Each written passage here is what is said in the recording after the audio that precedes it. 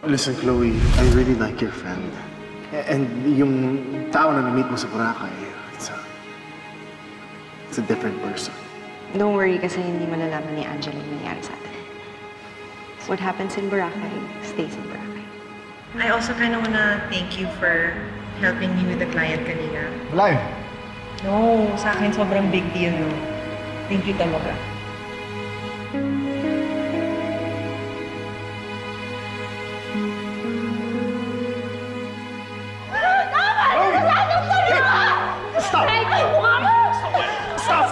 Huwag mong ipagtanggol yung kabit na yan!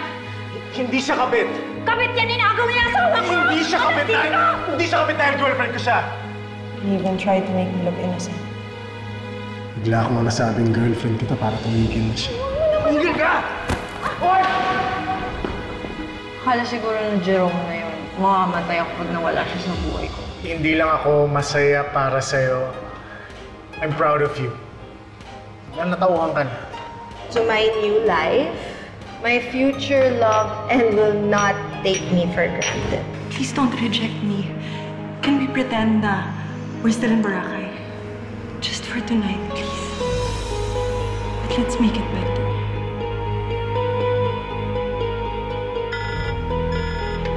Kung hindi mo ako tatanggapin, might as well tell Angela everything. Sabihin ko sa kanya every single detail. It's your call, Bernard.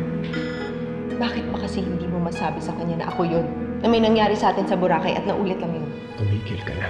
Kasi alam mo, naiiwan ka na niya ng tuluyan. Because it's the worst thing for a wife to know na pinatulan ng asawa niya yung best friend pa.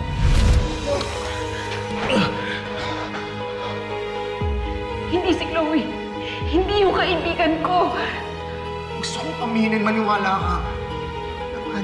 Angela, mahirap. Mahirap sabihin na si Chloe.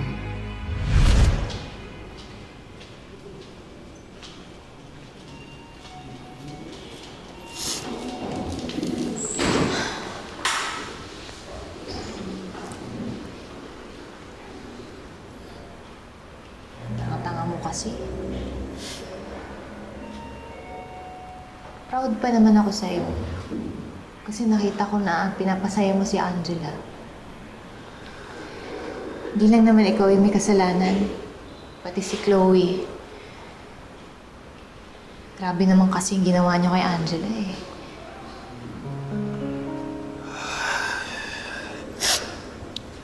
Jessie, I'm sorry.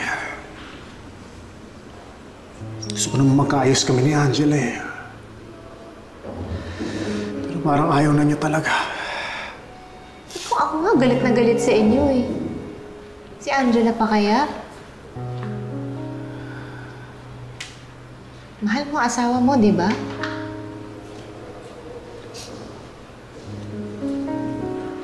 Alam ko mahal ka rin niya. Pero hindi pa siya ready na magkasama kayo ulit. Bernard, bigyan mo muna siya ng space.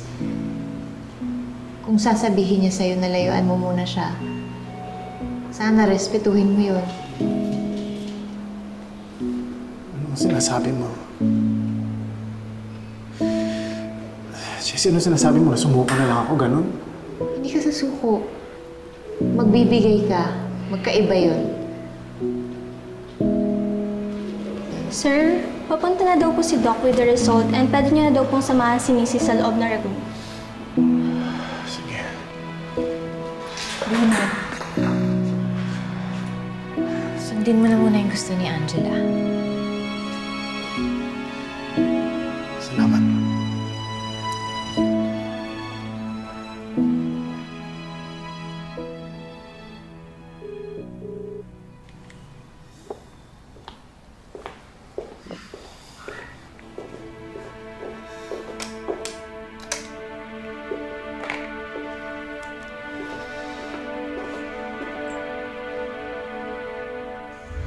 Bernard! From the trip? Kayo na ba?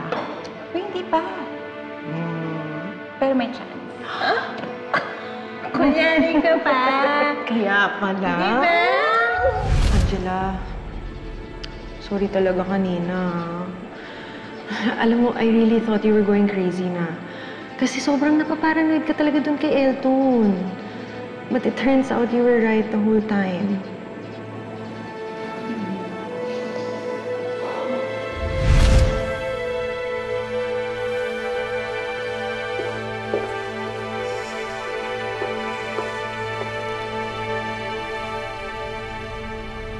Hello, ma'am. Saan po kayo?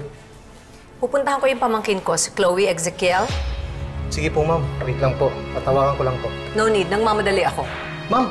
Wait lang, ma'am! Ma'am!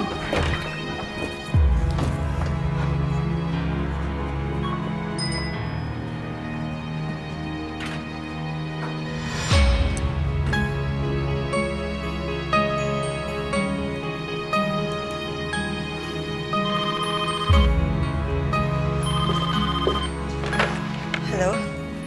Ma'am, may packet pong guest. Sino? Sabi po, tsahin niyo daw po eh. Nagmamadaling umakyat dyan.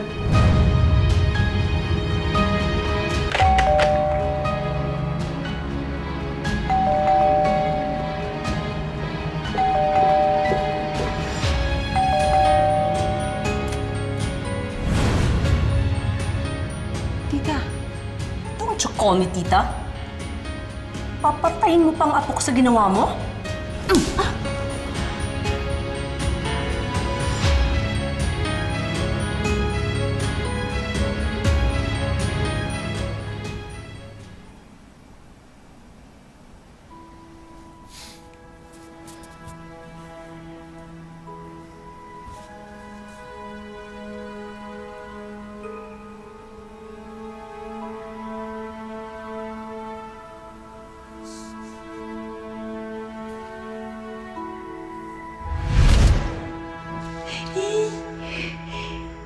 Thank you po. Naku, magandang regalo to para kay Bernard. Daddy na ako.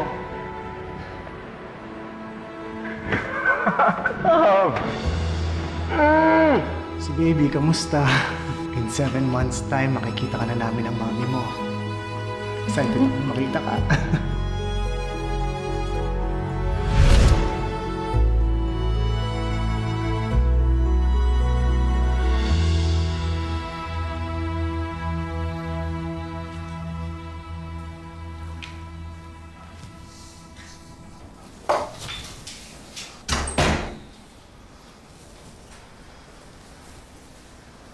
Angela. Angela, kumusta pakiramdam mo? Okay naman ako. Nag-aalala lang ako sa anak ko.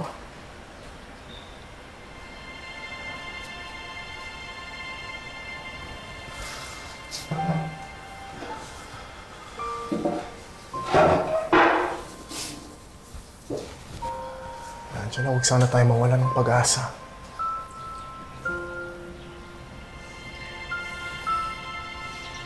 Sorry, Angela, sa lahat na nangyari.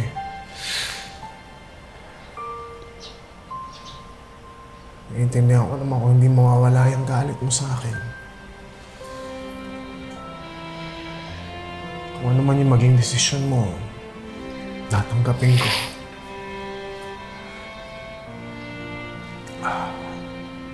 Ang laki kasi naging kasalanan ko sa iyo eh. Hindi na ako magtataka kung hindi mo na ako tatanggapin.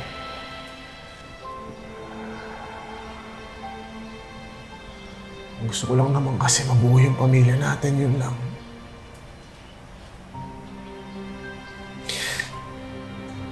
Pero Angela, ayoko masaktan ka.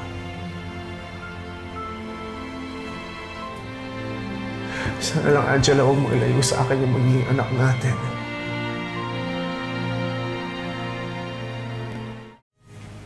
Alam ko yung pinaplano mo. Ano pinagsasabi mo? Na gusto mong magiganti. Na gusto mo kami magdusa. Di ba yun yun? Bernard, marupok ako. Pero hindi ako masamang tao to plot out something that evil.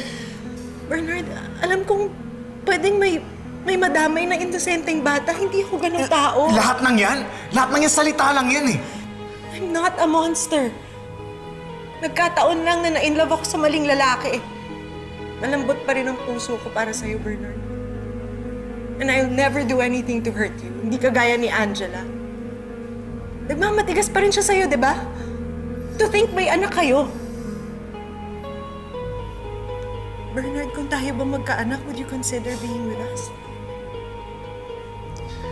Siguro, Chloe, siguraduhin muna ako yung ama. Mamaya kung sino-sino namang may asawang patulan mo!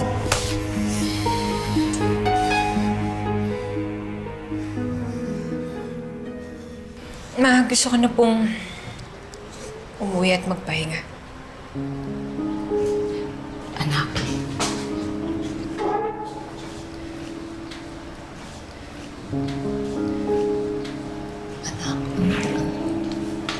I'm so sorry.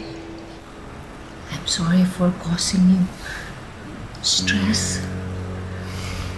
Pero, dapat makapag-decide ka na.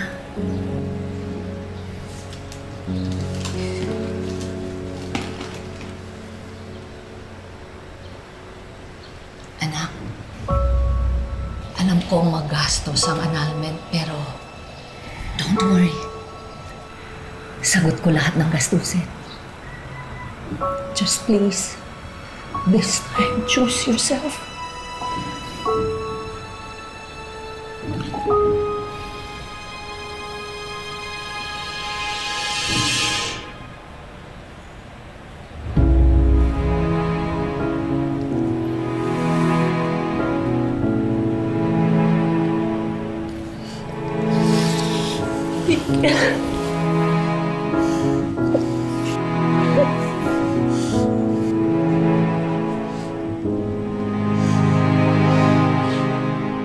I'm so sorry. Kasi nasa job. Tigilan mo na kami. Tigilan mo na kami ni Angela! Bernard, please, gusto kong bumawi sa'yo, Bernard. Ayoko masama yung tingin mo sa akin. Paano ka pa babawi? Sinira mo na kami ni Angela. Pati yung pagkakaibigan ninyo, sinira mo na! So wala na akong ibang maisip pa, kundi galit basta galing sa'yo.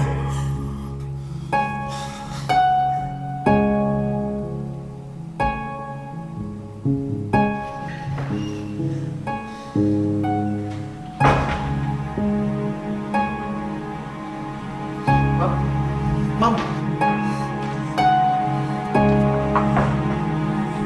Ma'am, okay lang po ba kayo? Kung kayo, ma'am. Ma'am, tatawag na po ba ako ng medic? Hindi, okay lang. Okay lang ako.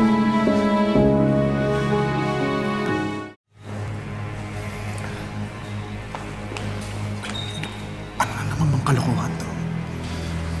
Kung buntis ka, imposibleng ako yung ama. Saka ang tagal niya may relasyon ni Jerome, di ba? Alam mo siya yung nakabuntis sa'yo, huwag mo pinapaako sa akin. I know for a fact na hindi kay Jerome to. Baog si Jerome kaya alam kong hindi niya ako mabubuntis. Huwag mo na nga kaming gawing tanga, Chloe. May anak si Jerome kay Diane. Angela, matagal nang baog si Jerome. Yung anak nila ni Diane is conceived through sperm donor. Tama na. Hindi porket nagpakita ko ng konting concern sa'yo, kakapal na ulit yung mukha mo, ah. Imbis na magpasalamat ka, nagsisinungaling ka pa. Kung ayaw niyong maniwala sa akin, why don't you ask the doctor? Or si Jessie, nandun siya nung sinabi sa akin na buntis ako. You can even ask Diane about their child. Tapos dun mo sabihin sa akin na mali ako. I'm done with you. Angela? Bernard, sandali lang. Bernard, ayoko nang saktan pa si Angela. Pero nandito na to. So, ano plano mo?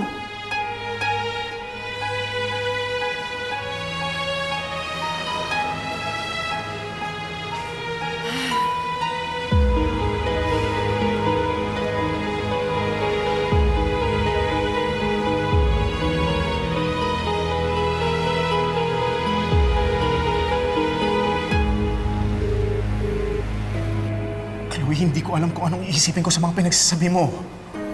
Bernard, hindi mo kami pwedeng pabayaan. Huwag mong isipin na porkit buntis ka, makukuha mo na yung gusto mo. I'm not asking for an illicit affair. Pero hindi mo na ako pwedeng iwasan dahil may responsibilidad ka sa akin. Hello, Diane. Si Angela to. Sorry, tumawag ako sa'yo out of the blue. May gusto lang akong malaman. Ano yan? Totoo bang baog si Jerome? Totoo bang nabuntis ka dahil sa sperm donor? Sino nagsabi sa'yo nan? Sagutin niyo na lang ako, please. It's true. Not everybody knows it dahil ayaw ipaalam ni Jerome. Si Chloe ba nagsabi sa'yo? Don't tell me nag-uusap pa rin kayo after she cheated with your husband.